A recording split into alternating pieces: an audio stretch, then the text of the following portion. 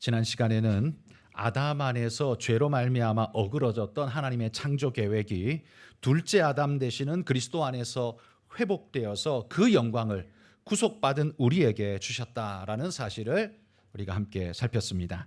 그리스도의 구속이 우리에게 얼마나 영광스러운 자리로 이끌었는지, 그래서 1세기 성도들이 내로박해와 현실적 아픔 때문에 계속 믿어야 하는가, 이 믿음을 버리고 싶다라는 생각에 흔들리고 있을 그때에 히브리서는 그들에게 이렇게 말하는 겁니다. 이런 놀라운 회복과 영광의 선물을 주신 그 주님을 놓고 이 영광을 버리고 어디로 가려느냐라는 질문을 그들에게 던지는 것이죠. 그러면서 오늘 본문인 히브리서 2장 후반부에는 하나님께서 인간이 되신 이유를 7가지로 설명하고 있습니다.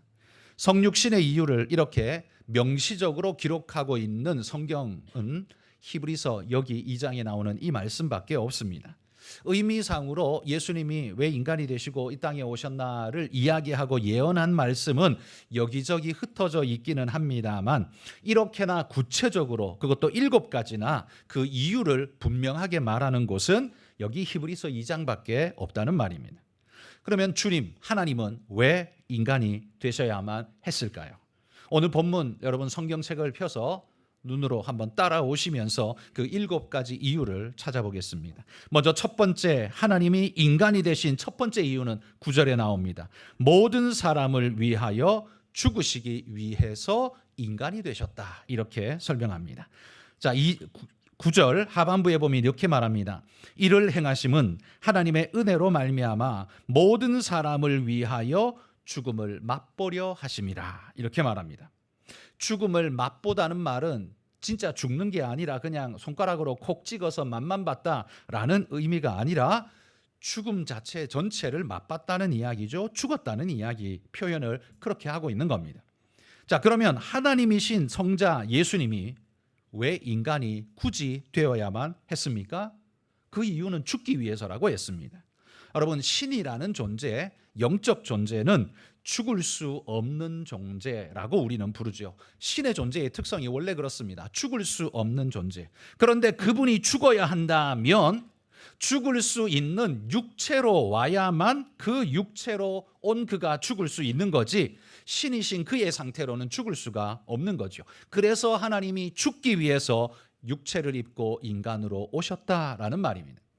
지난번에도 말씀드린 것처럼 하나님이 인간이 되신다는 것은 인간이 바퀴벌레가 되는 것보다 훨씬 더 비참하고 급격한 추락을 의미한다라고 했습니다. 그럼에도 불구하고 그 급격한 추락, 그 비참함을 왜 굳이 감당하려고 하셨을까요?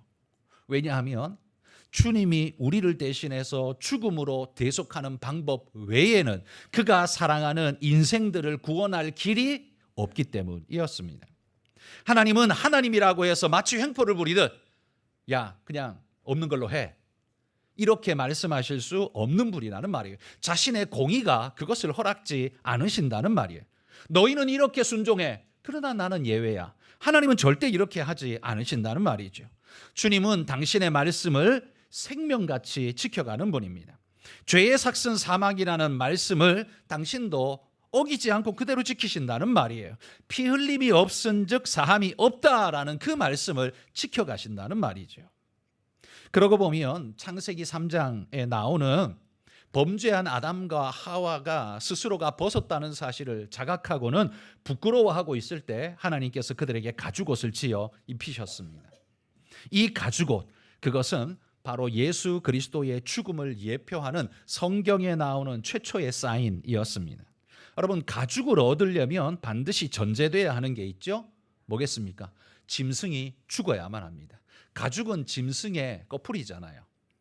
짐승이 죽어야만 그 가죽을 얻을 수 있습니다. 그러니까 가죽이란 건 반드시 그 전제가 죽음을 전제한다는 거예요. 그 가죽은 유익합니다. 따뜻하게 해주기도 하고요, 비바람에 보호도 해주고 상처로부터 보호를 해주기도 합니다. 그러나 그 가죽을 얻자면 반드시 짐승이 죽어야만 하는 거죠. 죽음이 가져다 준 선물이 가죽이라는 말입니다. 하나님은 당신의 아들의 죽음을 바로 이 가죽옷이라는 예표를 통해서 우리에게 보여주셨습니다. 벌거벗은 듯 죄 때문에 부끄러워하고 수치스러워하고 있는 아담과 하와에게 가죽옷을 입혀주심으로써 수치를 가려주신 것처럼 죄로 인해서 자신의 모든 더럽고 추함이 드러나버린 인생을 하나님께서 예수 그리스도라는 가죽옷으로, 주님의 희생으로, 그분의 공의로 덮어주시고 가려주심으로 말미암아 그 수치가 가려지고 구원을 얻게 하셨다는 말이죠. 이걸 가리켜서 우리는 대속이라는 단어를 씁니다. 이 대속이라는 말은 히브리어로 코페르라는 단어인데요. 이 코페르라는 단어는 덮다라는 뜻의 이 카파르라는 동사에서부터 온 단어입니다. 그러니까 이 코페르라는 말의 의미가 뭐냐 하면 노예나 포로를 해방시키거나 죄의 대가를 대신 치르는 값으로 주어지는 것, 그게 코페르라는 말입니다. 하나님은 인간의 수치와 부끄러움을 당신의 아들로 덮어서 가려 주신 겁니다. 정확히 말하면 당신의 아들의 핏값으로 우리를 덮어서 우리 죄를 씻어주시고 가려주시고, 하나님의 눈에는 더 이상 죄인으로 보이는 게 아니라 그 아들 예수 그리스도의 공의가 그를 뒤덮고 있어서 하나님의 눈에는 의로움, 당신의 아들의 의로움으로 보이게 하셨다라는 거죠. 그래서 우리가 하나님에게 그렇게 받아들여질 수 있는 존재가 된 겁니다. 나 때문이 아니라 나를 덮어주시고 대속해 주신 주님 때문에 그게 가능하게 되었다는 말이죠. 이 모든 일들은요, 오직 하나님의 열심 때문에 가능한 일이었습니다. 왜 열심 때문이냐면 하나님이 친히 우리를 위해 죽으실 필요가 있었느냐? 없었습니다. 굳이 그럴 필요가 없었습니다. 안 한다고 해서 하나님이 잘못됐다라고 말할 수 없습니다. 그분이 창조하신 창조물이 잘못되었으면 그냥 깨트려 버려도 되고 버려도 상관없습니다. 그게 창조주의 주권입니다. 그러나 하나님은 당신의 인생들을 그렇게 버리지 않으시고 그들을 구원하기 위해서 당신의 아들의 죽음이라는 그 십자가 대속이라는 방법을 통해서라도 내가 저들을 구원하고 그들에게 준 나의 사명을 지속하기를 원한다는 그 열심을 예수님 안에서 우리에게 보여주셨다는 거죠. 오직 우리를 사랑하는 그 사랑으로 인해서 이 하나님이 인간이 되시는 이 일을 주님은 감내하시기로 작정하셨다는 말입니다. 또한 창세기 22장에 보면요, 하나님이 아브라함에게 저 모리아 산에 가서 네 아들 이삭을 번제로 바치라라고 명령하셨습니다. 이 명령이 떨어졌을 때 아브라함의 심령은 어땠을까요? 아마 그 심장이 저 땅끝까지 쿵 떨어지는 충격이고 아픔이고 고통이었을 겁니다.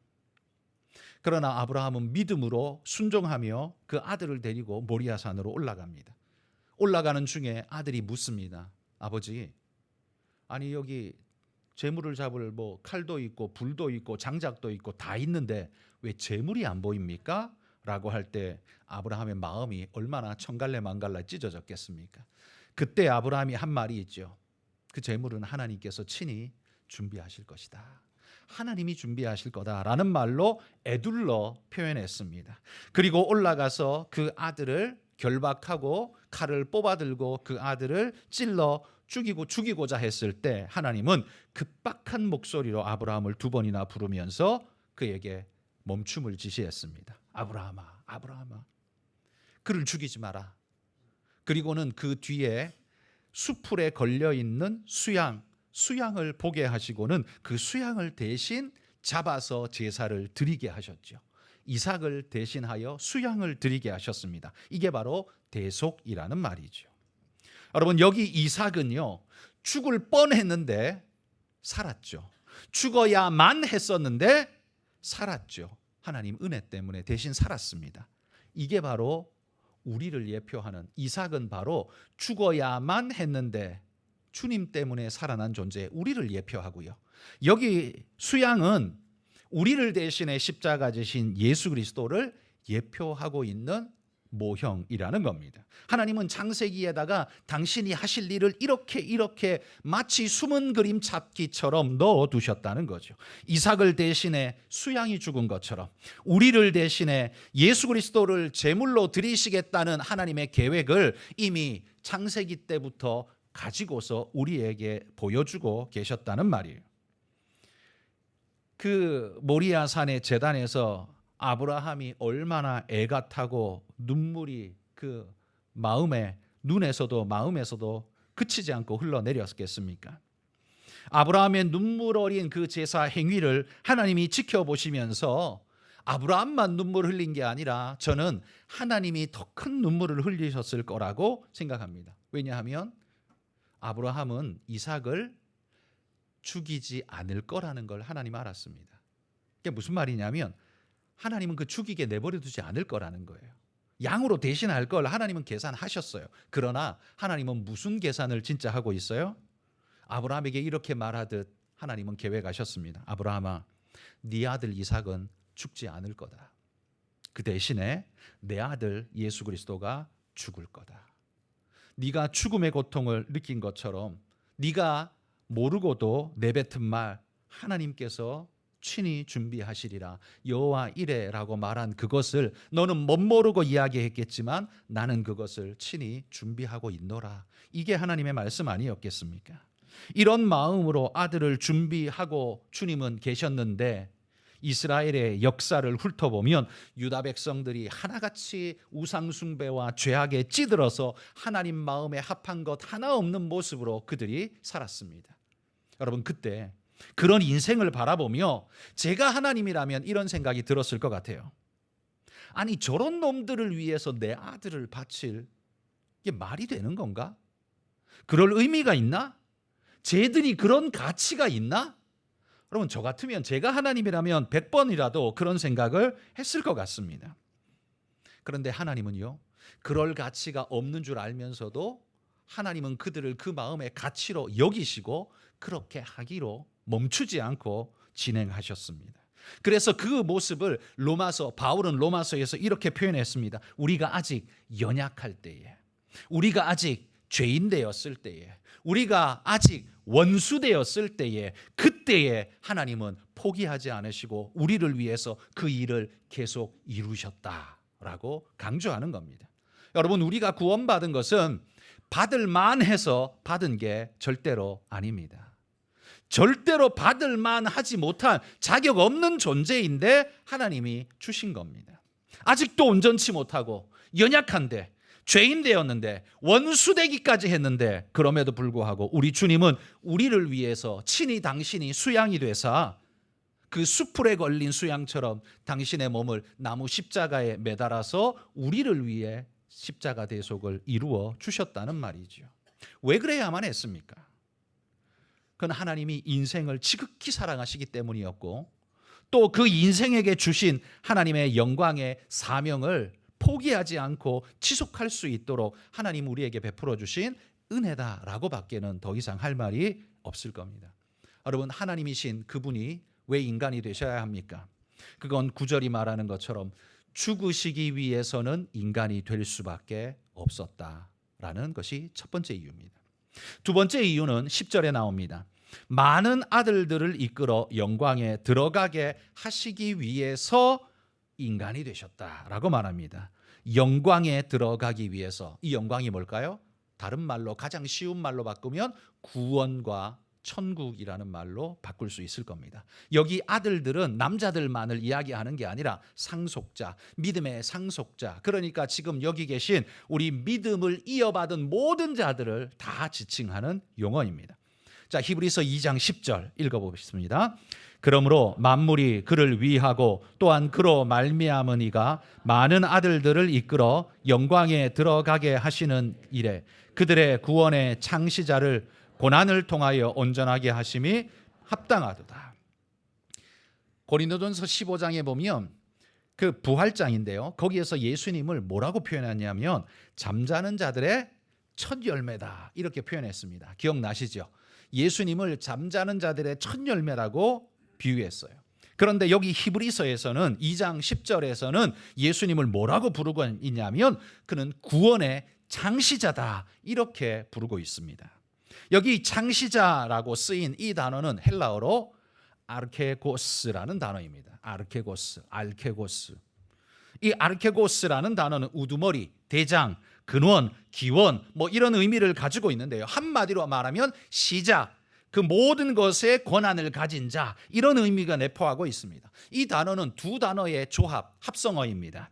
아르케라는 시작, 시초, 처음, 기원을 나타내는 이 헬라 철학의 기초, 시작과도 같은 단어 아르케라는 단어와 그다음에 인도하다, 데리고 오다, 이끌다라는 의미 아고라는 단어가 합쳐져서 아르케고스가 된 겁니다. 그게 창시자, 시작자라는 의미입니다.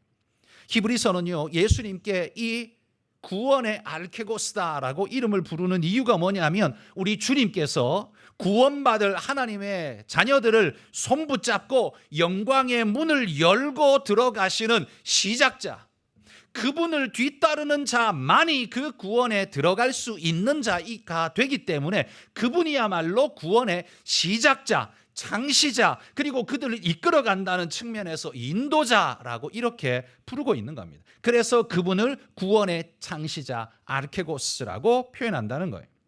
우리 주님이 구원의 창시자라면 여러분, 우리가 그분의 손을 놓아버리고 그분을 믿지 않기로 하고 돌아서버린다면 우리에게는 어떤 일이 벌어지게 될까요? 그분이 우리를 인도하여 들어가게 될 그 영광에 우리가 들어갈 수 있습니까? 못 들어가게 될 겁니다. 구원이 없다는 말입니다. 그러므로 지금 이 1세기의 히브리서의 독자들은 지금 로마의 박해로 인해 근심과 고통과 죽음에 놓여 있는, 그래서 끔찍한 고통 속에서 믿음이 흔들리고 있는 그들이기 때문에 히브리서는 그들에게 이렇게 말하는 겁니다. 힘들지, 아프지, 너무 괴롭지. 그렇지만 기억해라. 우리 주님이 누구냐면 구원의 창시자요 인도자이다. 그분의 손을 붙잡고 있는 그 손을 네가 만약에 놓는다면, 아파서 놓는다면, 힘들어서 놓는다면 이 모든 구원이 너에게 주어질 수 있겠느냐, 그 영광에 네가 들어갈 수 있겠느냐라고 지금 되묻고 있는 말이라는 거죠. 그러니 아무리 힘들어도 놓을 수 없다는 걸 표현하고 있는 말씀이 지금 이 말씀이라는 겁니다. 여러분, 우리가 기도할 때에는요, 예수님의 이름으로 기도합니다. 마찬가지로 구원에 들어갈 때에도요, 우리 주님이 바로 그 창시자, 시작자로서 그분이 앞서고 그분 뒤를 우리가 따르는 겁니다. 알케고스로서 우리 손을 붙잡고 그분이 먼저 들어가시고 우리는 그분 뒤따라 들어가게 되는 거예요. 그러므로 여러분, 어떤 어려움과 환난이 와도 여러분도 절대로 주님 붙잡은 그 믿음의 손을 놓지 않으시기를 축복합니다. 여러분, 이거 놓아버리고 싶은 유혹이 세상에 얼마나 많이 듭니까?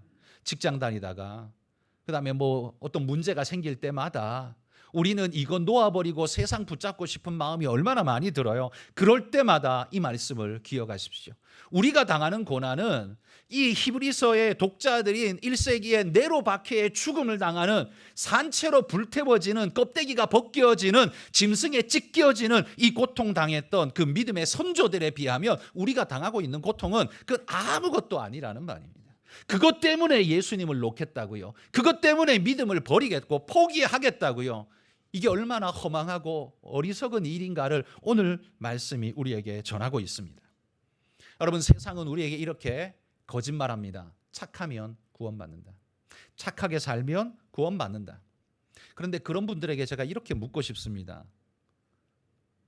당신이 말하는 구원은 뭡니까? 당신이 구원을 이야기했는데 그 구원은 우리 어디로 간다는 소리입니까? 그건 누가 만든 곳입니까? 그건 누가 보장할 수 있습니까? 그 질문에 하나라도 그 사람이 대답할 수 있을까요? 그들의 막연한 인간이 인간을 사랑하고 존중하는 마음에서 내뱉은 그냥 자기 위로용 언어일 뿐이지 그 말은 누구도 책임질 수 없는 말이지요. 그러나 성경은 우리에게 분명히 말합니다. 착해서 구원받는 게 아니라고요. 우리가 착하다고 말하는 건 딴 사람보다 조금 착하다는 상대성의 언어일 뿐이지 그건 절대성의 언어가 아닙니다. 우리가 착하다고 말하는 그 사람은 악이 전혀 없고 선만 가지고 있다. 그런 사람이 있다면 뭐 구원받을 수 있겠죠. 근데 그런 사람이 있습니까? 단 한 사람도 존재하지 않습니다. 단지 도토리 키재기하는 식으로 남들보다 조금 더 착하다, 그냥 그거 가지고 지금 이야기하는 거예요. 그거 가지고는 안 됩니다, 여러분. 여러분 창세기에 보면요, 하나님께서 소돔을 멸하시기 위해서 천사를 보내셨는데 이 천사가 먼저 아브라함을 만나고 그 다음에 소돔성에 갔습니다. 소돔성에 갔을 때 소돔 이 성문에 앉아 있던 롯이 그 세 천사가 들어오는 걸 보고 직감을 했는지 얼른 내려가서 우리 집에 머물라고 간곡히 청합니다. 그러나 이 천사들은 처음에 거절합니다. 아니, 나는 그냥 이 밖에서 난 둘러보고 갈 거야 라고 하는데 극구 들어오라고 해서 천사들이 롯의 집에 들어가게 되죠. 그런데 문제는 그 집에 들어가 식사를 함께 나누고 즐거이 나누고 있을 때에 이 소돔성의 불량한 자들이 몰려와서는 문을 깨지도록 두드리면서 롯을 부르며 이렇게 말합니다. 네게 온 사람을 이끌어내라. 우리가 오늘 상관하리라. 이렇게 말합니다. 여기 상관하다는 말은 성관계를 갖겠다라는 말입니다. 내가 성폭행하겠다는 한마디로 그 소리죠. 내놔 이 말입니다. 그러니까 이 모습 자체는요. 근데 성경에 보면 그게 그 동네의 불량배 젊은 사람들만 와서 그런 게 아니라 노소가 왔다라는 표현을 쓰고 있습니다. 노소가. 그러니까 이건요. 뭐 윤리도 기준도 뭐도 없고 뭐 나이 든 사람도 젊은 사람도 없는 전부 다가 그냥 새까맣게 썩어버린 상태. 한마디로 소돔성의 죄악을 단적으로 보여주는 그림이 바로 이 그림이었습니다. 이때 롯이 자기 손님을 보호하기 위해서 몰래 나가서 문을 닫고 뒤로 닫고 나가서 그들을 만류합니다. 제발 이러지 마라. 제발 이러지 마라. 그래서 아무리 만류를 해도 이들은 절대로 듣지를 않습니다. 그러자 그 천사가 문을 열고 손을 뻗어서 롯을 집 안으로 끌어들인 다음에 문을 닫습니다. 그런데 성경에 보면 그 다음에 이런 표현을 씁니다. 그 눈을 어둡게 하니 그들이 문을 찾느라고 헤매었더라. 이렇게 표현을 쓰고 있습니다. 그러니까 천사가 롯을 불러들인 다음에 문을 닫았어요. 그랬더니만 하나님이 그 몰려온 불량한 자들의 눈을 어둡게 해서 문을 못 찾게 만들어버린 거예요. 그들이 처음에 와서 두드린 건 문 아니었을까요? 벽에다가 두드렸겠습니까? 문에다가 두드렸겠죠. 문이 안 보였겠습니까? 분명히 보였습니다. 그 문으로 롯이 나왔고 롯이 들어갔고 문이 어디 있는지 분명히 압니다. 그런데 하나님이 그 눈을 가리는 순간 어떻게 해요? 문이 보이지 않습니다. 어디 있는지 찾을 수 없습니다. 그러니까 도대체 문이 어디야 하고 더듬더듬거리다가 찾을 수가 없어서 결국 그들은 돌아가고 말았죠.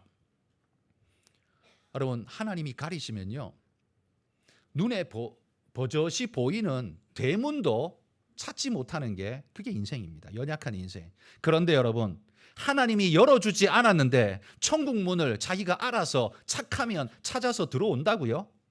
어떻게 들어올 수 있습니까? 어디 있는지를 알고 어디로 가면 됩니까? 도대체 누가 그걸 허락했습니까? 여러분, 노아의 방주도 하나님이 그 문을 열어주고 닫았지 노아가 닫은 게 아닙니다. 그 큰 문을 하나님이 열어주고 닫으셨어요. 인간이 길만 잘 찾으면 구원에 들어갈 수 있다라고 생각하십니까? 그게 사탄이 우리를 속이는 소리이고 세상이 그냥 자기 중심적으로 내뱉은 말에 지나지 않습니다. 만약에 그게 사실이라면 착하면 구원받을 수 있다면 하나님이 왜 당신의 아들을 십자가에 매달아 죽이는 그 끔찍한 일을 선택하셨을까요? 다른 방법이 있는데, 착하기만 하면 구원받는데 왜 굳이 자기 아들을 죽이면서까지 구원을 해요? 그건 말이 안 되는 이야기 아닙니까? 하나님이 당신의 아들을 십자가 매달아 죽이는 데까지 갔다는 건 뭘 말하는 겁니까? 인간에게 다른 구원의 방법이 하나도 없다는 이야기입니다. 그게 전제예요. 구원의 방법이 있다면 하나님은 결단코 당신의 아들을 이 땅에 보내셔서 죽이는 일 절대로 하지 않을 겁니다. 여러분 같으면 하시겠습니까? 저는 절대로 안 할 거예요. 하나님도 안 하실 겁니다. 다른 방법이 있는데요. 그러나 주님이 그렇게 오셔야만 했다는 것 자체가 뭘 말하냐면 인간에겐 다른 방법이 없다는 겁니다. 착해서 구원받을 수 있는 게 아니라는 겁니다. 도토리 키재기로 착해봐야 하나님의 의로우심 앞에는 근처에도 갈 수 없는 악한 존재가 그게 인생이라는 말입니다. 그래서 어떻게 해요? 구원의 알케고스이신 주님이 오셔서 우리의 손을 붙잡고 당신의 나라로, 그 구원의 은혜의 영광스러운 나라로 우리를 이끌어 주실 때에만 우리는 그곳에 들어갈 수 있다는 말이에요. 주님이 요한복음에 이렇게 말했어요. 나는 양의 문이니 문으로 들어오지 않고 담 넘어 들어오는 자들은 뭐라고요? 강도요 도적이니라 라고 말했어요. 문으로 예수님 통해 들어오지 않고 담 넘어 들어가라고. 착하면 구원받는다. 구원 기독교에만 구원이 있냐? 여기저기 다 있어. 그렇게 넘어가면 뭐예요? 예수님이 말합니다. 강도요 도둑이라고요. 그들이 하나님 나라에 들어갈 수 있을까요? 그럼 못 들어간다는 소리입니다. 여러분, 주님이 왜 인간이 되셔야만 했습니까? 우리 모두를, 하나님의 백성들 모두를 이끌어 영광의 그 나라에 들어가게 하기 위해서 이 땅에 친히 오셨다라는 사실을 기억하시기 바랍니다. 인간이 되신 그 두 번째 이유입니다. 하나님이 인간이 되신 세 번째 이유는 14절에 나오는데요. 마귀의 일을 멸하기 위해서다, 이렇게 표현하고 있습니다. 자, 2장 14절 같이 읽어보겠습니다. 자녀들은 혈과 육에 속하였음에 그도 또한 같은 모양으로 혈과 육을 함께 지니심은 죽음을 통하여 죽음의 세력을 잡은 자 곧 마귀를 멸하시며. 여기 보면 이렇게 말해요. 그도 또한 같은 모양으로 혈과 육을 함께 지니셨대요. 이건 인간을 두고 한 말일까요? 아니요, 이거 예수님 두고 한 말이에요. 하나님이신 그분이 인간의 육체를, 혈과 육을 지니심은 무엇 때문에요? 마귀를 멸하려 하심이라. 목적이 그거래요. 여러분, 우리가 오해하는 것 중에 하나가 사망 권세는 마귀의 것인 것처럼 우리는 생각을 하는 경우가 있습니다. 사망은 마귀가 주나요? 아니요, 그건 죄가 가져온 거고, 마귀는 그 죄에 빠뜨려서 이 하나님의 심판에 떨어지도록 우리를 유인하고 유혹해서 거기에 집어넣는 자가, 그게 마귀죠. 사실 사탄이라는 말 뜻이요, 고소자입니다. 고소자. 하나님 앞에 우리의 죄, 사람의 인생의 죄를 낱낱이 고소해서 얘는 죽어 마땅합니다 라고 고발하는 고발자, 그게 사탄이에요.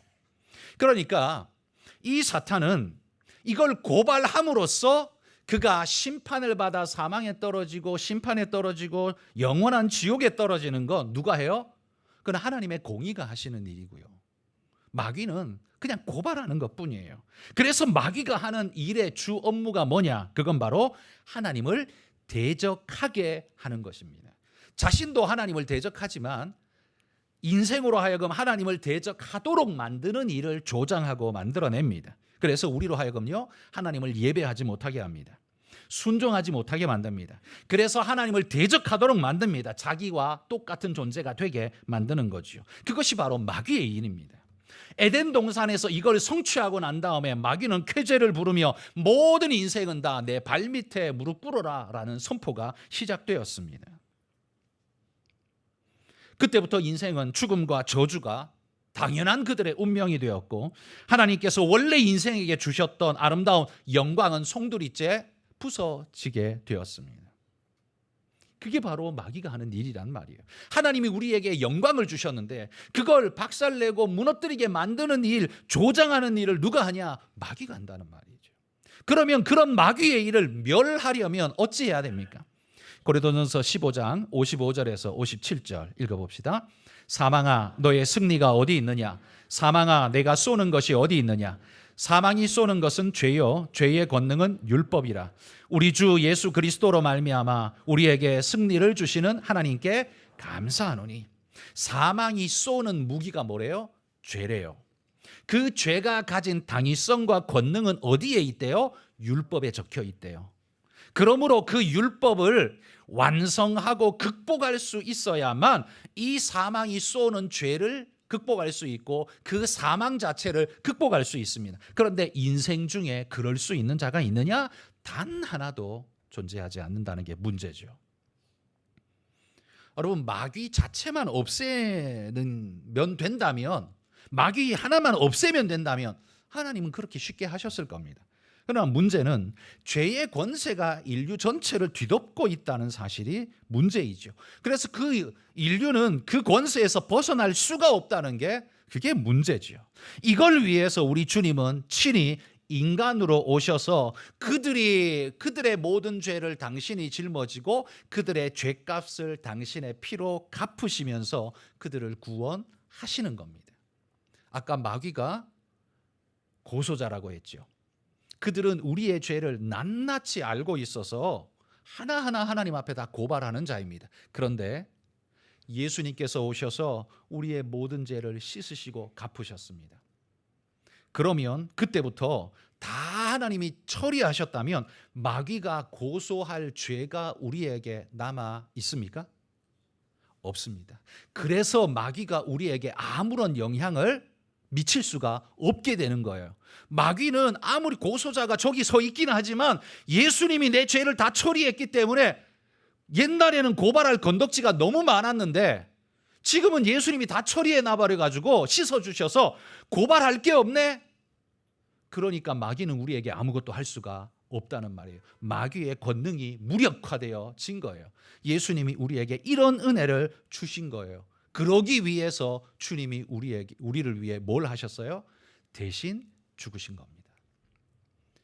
구약의 율법 제사에 보면 신학적으로 성경에 쓰인 단어는 아닙니다만 신학 용어로 이중전가라는 말이 있습니다.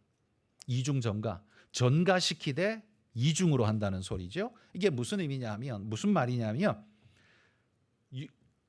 이스라엘 사람이 하나님과 함께 하다가 범죄하게 되면, 죄를 자각하면 그 죄에 대해서 하나님 앞에 씻으러 가야죠.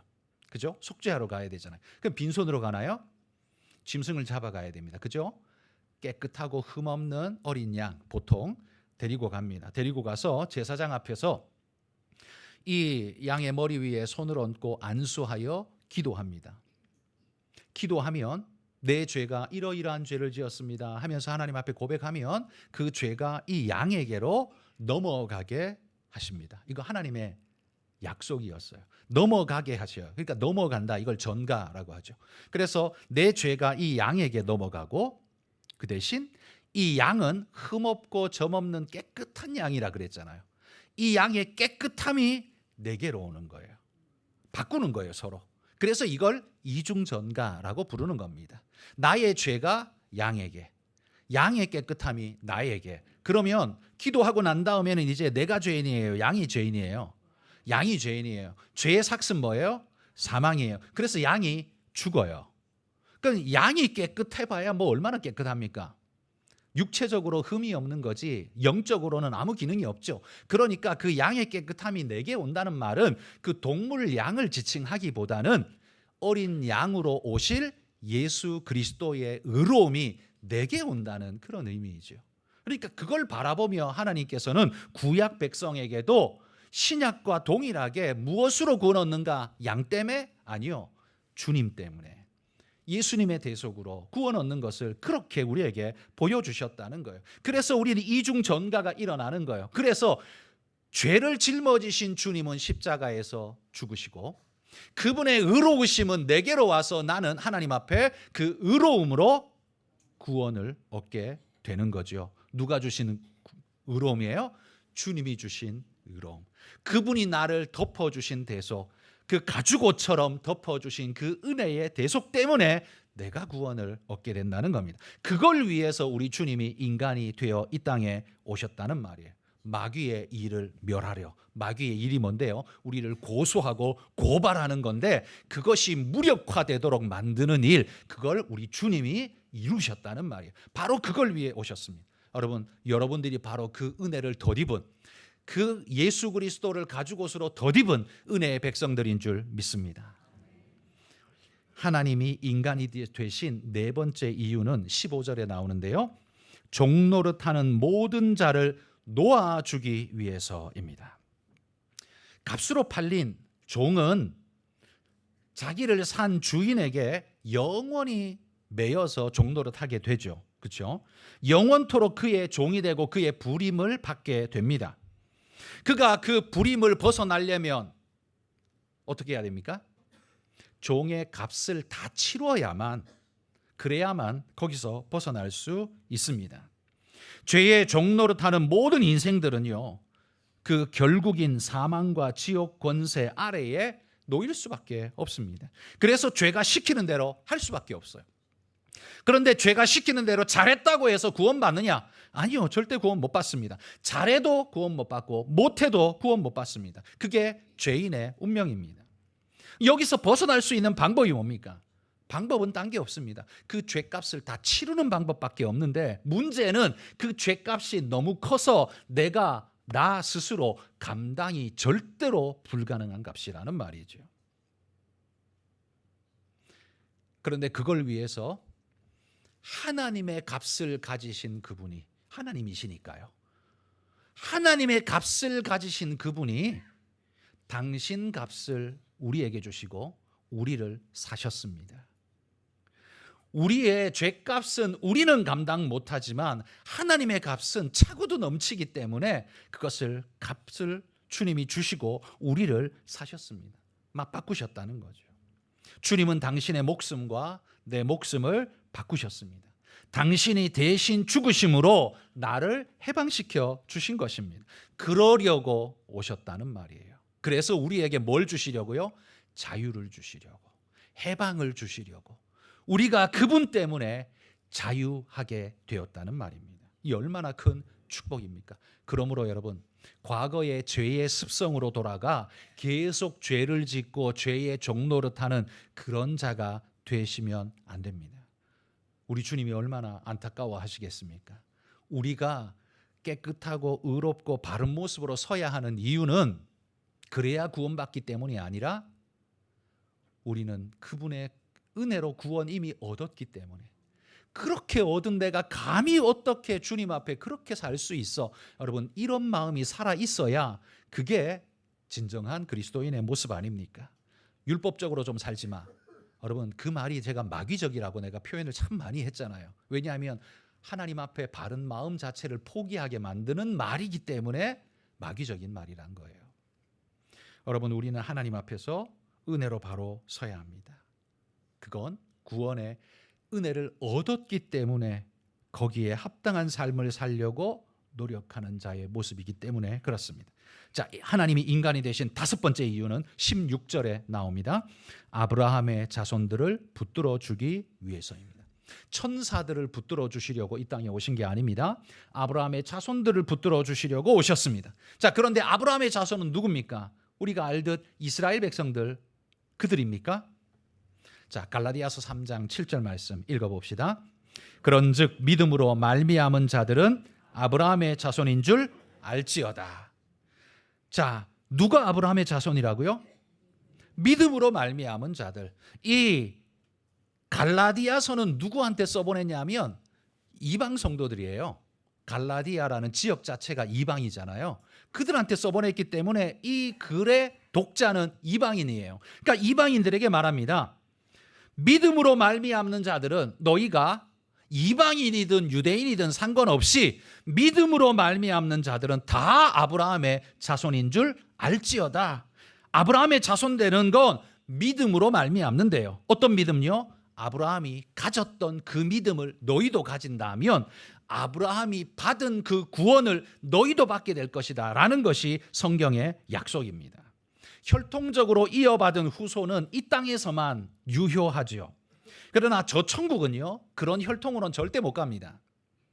저 천국은 아브라함의 혈통으로 가는 게 아니라 그리스도의 혈통으로 가는 거예요. 그분의 피로 구속받은 자만이 갈 수 있습니다. 그리고 아브라함의 믿음은 그분의 대속, 모리아산에서 수양이 대신해 준 그 믿음, 하나님께서 나를 위해 이 대속을 이루셨구나라는 걸 믿는 그 믿음, 그 믿음을 가진 그 믿음, 그걸 우리도 가졌다면 아브라함처럼 우리도 구원받을 것이다 라는 말씀인 거예요. 여러분은 아브라함이 가졌던 바로 그 믿음을 이어받은 아브라함의 후손인 줄 믿습니다. 여러분의 가문은 무슨 성씨의 족보를 가지고 있든 상관없습니다. 이제 여러분은 어느 족보책에 이름이 올라갔냐면 하늘 족보책에 이름이 올라간 존재들입니다. 그걸 계시록에서는요, 생명책이라고 부릅니다.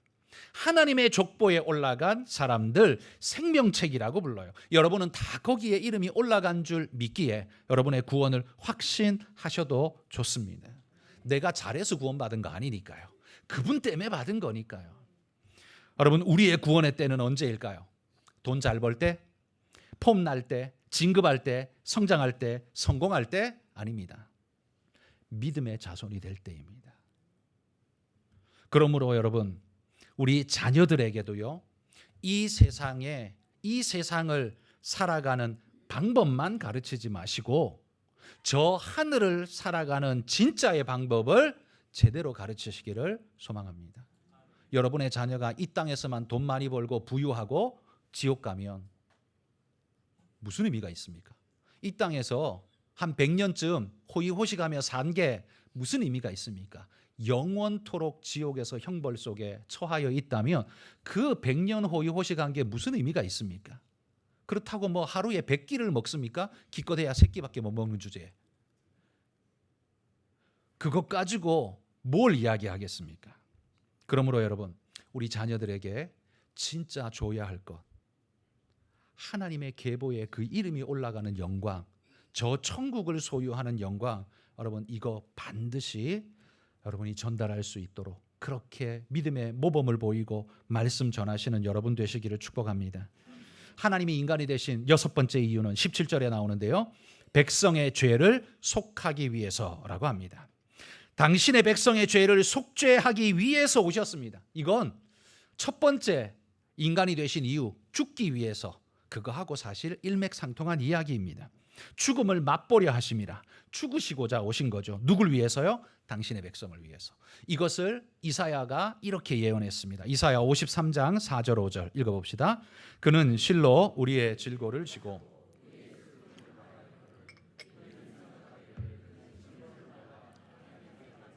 고난을 당한다 하였노라. 그가 찔림은 우리의 허물 때문이요 그가 상함은 우리의 죄악 때문이라. 그가 징계를 받음으로 우리는 평화를 누리고 그가 채찍에 맞음으로 우리는 나음을 받아도다. 여기 반복되는 어구가 있죠. 그가, 우리가 뭡니까? 우리를 위해서 그가 하신 일을 계속해서 나열하고 있는 겁니다. 그가 찔림은 그분 때문이 아니라 나 때문이고, 그가 상함은 내 죄악 때문이고, 그래서 그분이 그걸 짊어지심으로 내가 구원을 누리고 평화를 누리고 이 은혜의 축복. 왜요? 당신의 백성을 속하시기 위해, 구속하시기 위해 당신이 그 고통과 아픔에 친히 당신을 거기에다 밀어 넣으셨다는 거예요. 마다하지 않으셨다는 거예요. 이 얼마나 큰 축복입니까? 마지막 7번째 하나님이 인간이 되신 이유는 18절에 나옵니다. 시험 받는 자들을 도우시기 위해서 인간이 되셨다라고 말합니다. 자, 히브리서 4장 15절 말씀 읽어봅시다. 우리에게 있는 대제사장은 우리의 연약함을 동정하지 못하실 이가 아니요 모든 일에 우리와 똑같이 시험을 받으신 이로되 죄는 없으시니라. 우리의 연약함을 동정하신다라는 건 안 됐다, 그냥 이 정도 하는 걸 말하는 게 아니죠. 그냥 우리가 동정한다고 할 때 그냥 아이고 좀 안 됐네 그냥 그러고 지나가는 게 아니에요. 노숙자 보면서 그냥 좀 불쌍하네 하고 지나가는 그 정도를 말하는 게 아니에요. 옛날 번역 성경에 이걸 체휼하다라는 단어를 썼잖아요. 이 체휼이라는 단어가 함께 아파하고 고통하다라는 말입니다. 아픔과 슬픔을 공유하고 친히 느끼시려고 인간의 몸으로 이 땅에 오셔서 우리와 같이 되셨다라고 말하는 거예요. 여러분,